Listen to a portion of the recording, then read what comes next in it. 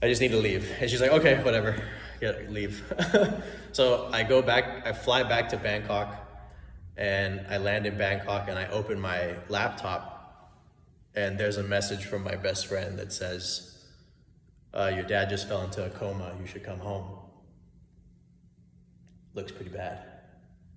And so I flew home, and by the time I got here, when I got here, I went straight to the hospital, and I found out from my mother and my best friend that, that night, the night before, my dad, his lungs collapsed and he fell on the floor, and that was it.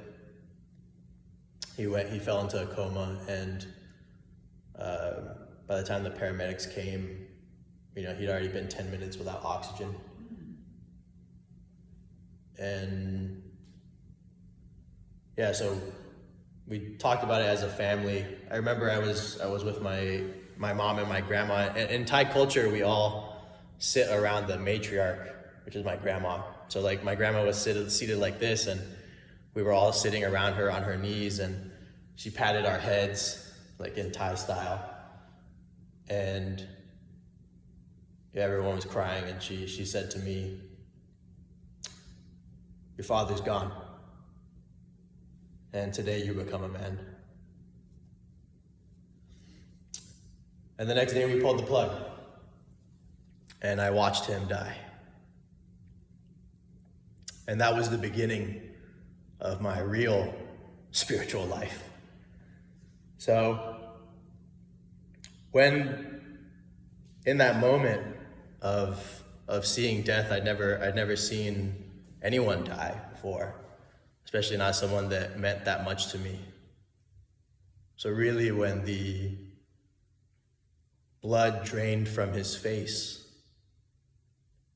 and his whole face went pale, I understood the meaning of the first noble truth of Buddhism, which is the truth of suffering.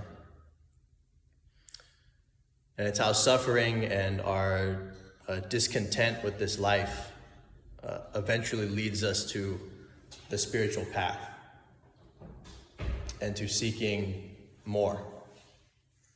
We come to this place where we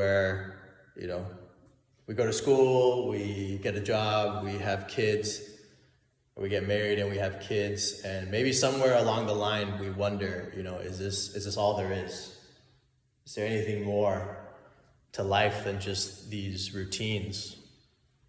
And that's really the beginning of the spiritual search. In this particular journey and in this area of life, we're really searching for ourselves.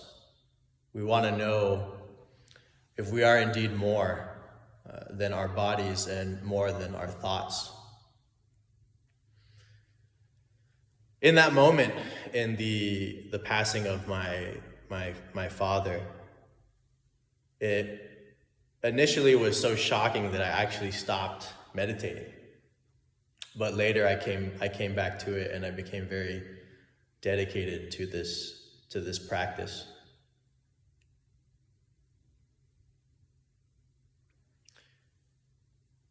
So it makes us ask the fundamental question. I'm sure, at least a few of you in this room are very spiritually trained and have done a lot of meditation by this point. It brings us to the question: what is it that we're doing here? What is spiritual awakening? We hear this word, we hear so many people talk about it, but what does it actually mean? The spiritual path and the spiritual process is really the uncovering of self. It is deepening our understanding of what we are and what we're supposed to do in this life. Everyone has a destiny. Everyone has fate. Some, I could say, wise men told me this one day. They said, if you live your life, if you do not live according to what you have decided upon. In regards to this, it was before this incarnation. if you don't live your life in according to the destiny, what it is that you really want in your heart, you will suffer and your life will be miserable. If you do live in accordance to what it is that you've decided upon, then your life will be full of happiness and joy. Suffering is by design to move you back to your original plan. We love you. We're always here for you.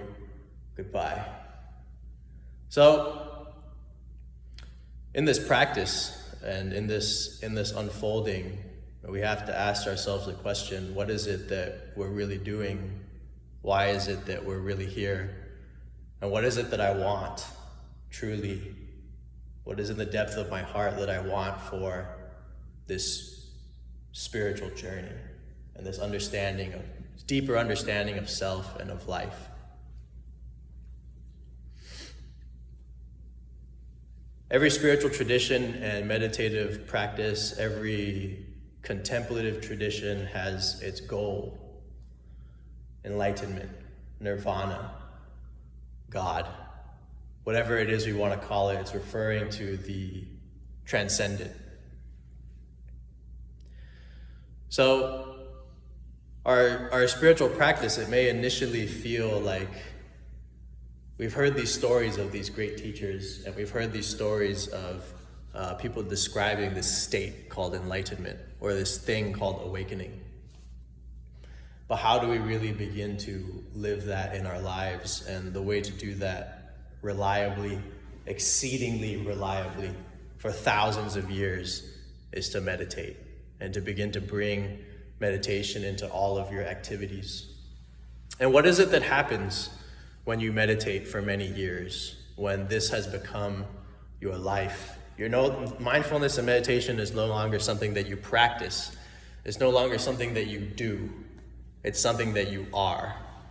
It has become fundamental to how you operate and how you live and move through life. What happens? For me, I don't see bodies. I don't see form. I just see pure illumination. Like, I look at you and I know in my mind and in my memory that you're Moises, but I actually see you as just awake. Your appearance to me is awake. His appearance to me is awake. This phone is awake. This floor is awake. My foot is awake. My eyebrows are awake. So for me, as far as I'm concerned, even if there's a transcendent outside of this life, this is already transcendent as far as I'm concerned. So, but this isn't how the spiritual life began for me. It began in the pit of the story of my father and his addiction and how that broke my heart. And gradually, I began to realize that even the pain, the various challenges that we're going through, all the obstacles that we're faced with, they're all part of the awakening itself. Like, you're feeling out of place, you're feeling alone, you're feeling like people don't understand, you're feeling so much affliction, so much trouble because you discovered this thing called spirituality. And that's just part of the purification process. So that eventually your sense of self, your sense of me, your sense of I gets so thin that there's no longer any separation between you and life. You become life.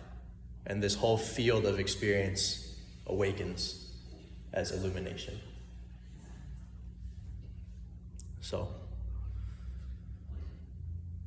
I think we can end it there. Yeah, it's 2:30. So, A little over 2:30. yeah. All right. It's really good now. Yep.